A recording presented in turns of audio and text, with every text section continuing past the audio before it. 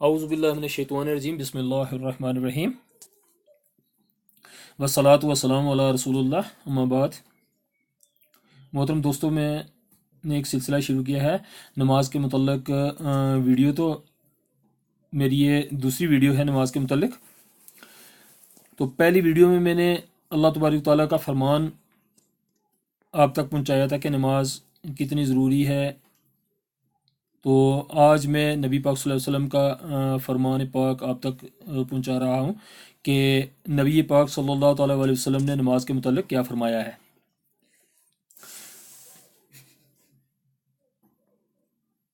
نماز کے متعلق نبی پاک صلی اللہ علیہ وسلم نے فرمایا ہے، ترمذی کی حدیث ہے، بے شک سب سے پہلے جس کا حساب لیا جائے گا بندے سے قیامت کے دن اس کے عمل میں سے اس کی نماز ہے، پس اگر وہ درست ہوئی تو یقیناً وہ کامیاب و کامران ہو گیا، اور اگر وہ درست نہ ہوئی تو یقیناً وہ خائب و خاسر ہوا۔ پہلی حدیث ہے جو میں نے آپ تک پہنچائی ہے فرمان رسول صلی اللہ علیہ وسلم نماز کے متعلق، تو اس میں سے ترمذی کی پہلی حدیث ہے۔ تو آپ غور کریں، اور میں ایک گزارش کروں گا تمام دوستوں سے کہ میرے چینل کو سبسکرائب بھی کریں، اور میری ویڈیو ہیں جو اپنے آگے دوستوں تک شیئر کریں۔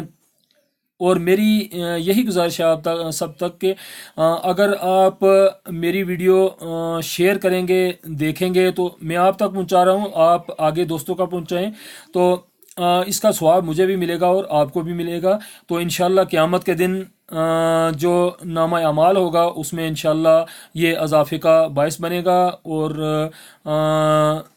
میری یہی گزارش ہے کہ تاکہ ہماری عاقبت، ہم سب کی عاقبت، ہم سب مسلمان بھائیوں کی عاقبت جو ہے، آخرت جو ہے، قبر ہے، اچھی بن جائے۔ اس لیے میں تمام دوستوں سے یہ گزارش ہے کہ میرے چینل کو سبسکرائب کریں۔ میری حوصلہ افزائی ہوگی کہ میں کتنا اچھا کام کر رہا ہوں، یا میرا یہ کام کامیاب ہے یا نہیں ہے۔ تو اس کا مطلب پھر آگے دوسری حدیث ہے، بخاری و مسلم، یہ متفق علیہ حدیث ہے۔ متفق علیہ حدیث وہی ہے، اس کو کہتے ہیں جو بخاری اور مسلم دونوں روایت کریں۔ تو اس میں نماز کے ساتھ جماعت کے ساتھ نماز پڑھنا افضل ہے، صلاۃ الجماعت افضل، یہ حدیث ہے، ٹکڑا نقل کیا ہے۔ تو تیسری حدیث جو ہے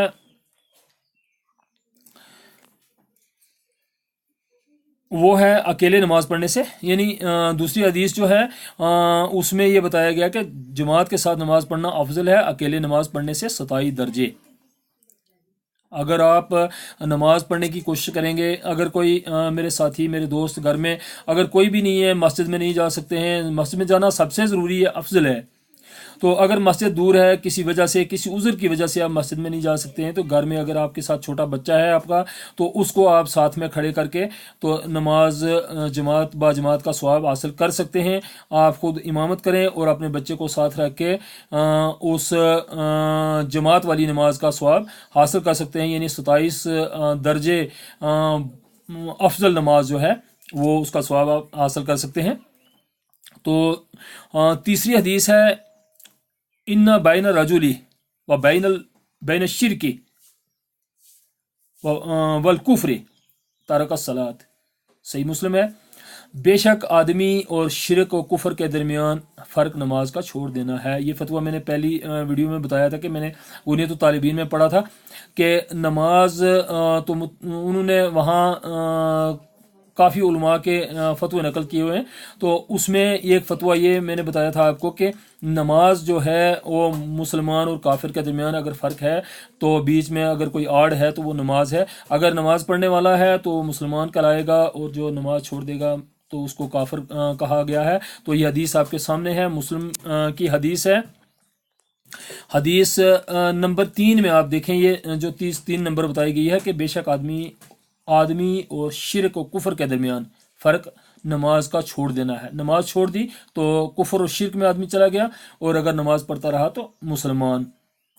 تو اس کے بعد نبی پاک صلی اللہ علیہ وسلم نے فرمایا، صحیح بخاری کی حدیث ہے کہ صلو کما رأیتمونی اصلی، صلو کما رأیتمونی اصلی، تو یہ ایک حدیث آپ دیکھیں کہ نبی پاک صلی اللہ علیہ وسلم نے فرمایا ہے کہ نماز ایسے پڑھو جیسے تم نے مجھے نماز پڑھتے دیکھا ہے، نماز ایسے پڑھو جیسے تم نے مجھے نماز پڑھتے دیکھا ہے۔ ہم اپنی طرف سے یہ کوئی بھی چیز ایڈ نہیں کر سکتے ہیں کہ ہم اپنی طرف سے کہیں کہ ہم اگر نبی پاک صلی اللہ علیہ وسلم نے رکوع کی تسبیح میں جو بتایا ہے، جو سجدے کی تسبیح بتائی ہے، اس سے بڑھ کر ہمیں کچھ زیادہ اس میں ایڈ کریں۔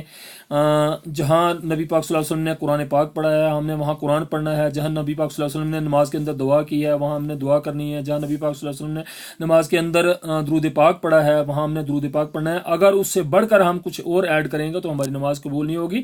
اس حدیث پر آپ ضرور غور کریں کہ صلو کما رأیتمونی اصلی، بخاری شریف کی حدیث ہے، نماز ایسے پڑھو جیسے تم نے مجھے نماز پڑھتے دیکھا ہے۔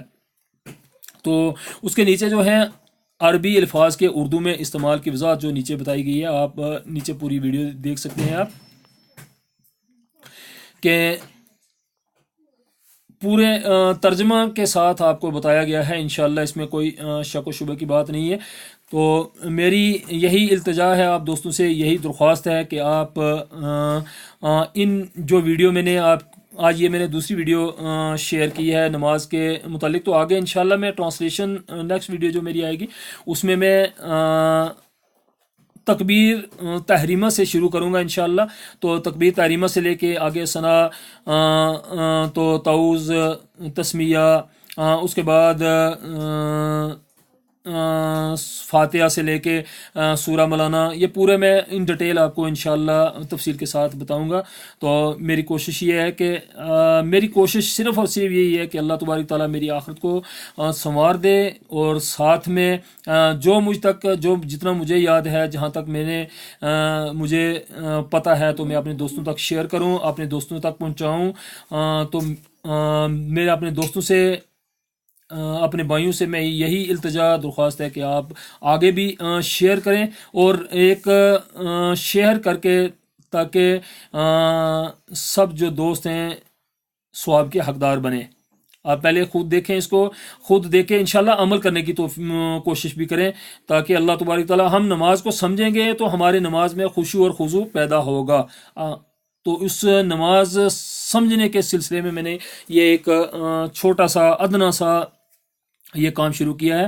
تو اللہ کی توفیق سے، تو پھر میں آگے بھی اللہ کی توفیق سے انشاءاللہ میں کل جو نیکسٹ میری ویڈیو آئے گی انشاءاللہ وہ نماز کا ترجمہ ٹرانسلیشن کے حساب سے، تاکہ نماز جو بھی پڑھے اس کو سمجھ آئے۔ تو جزاک اللہ خیرہ۔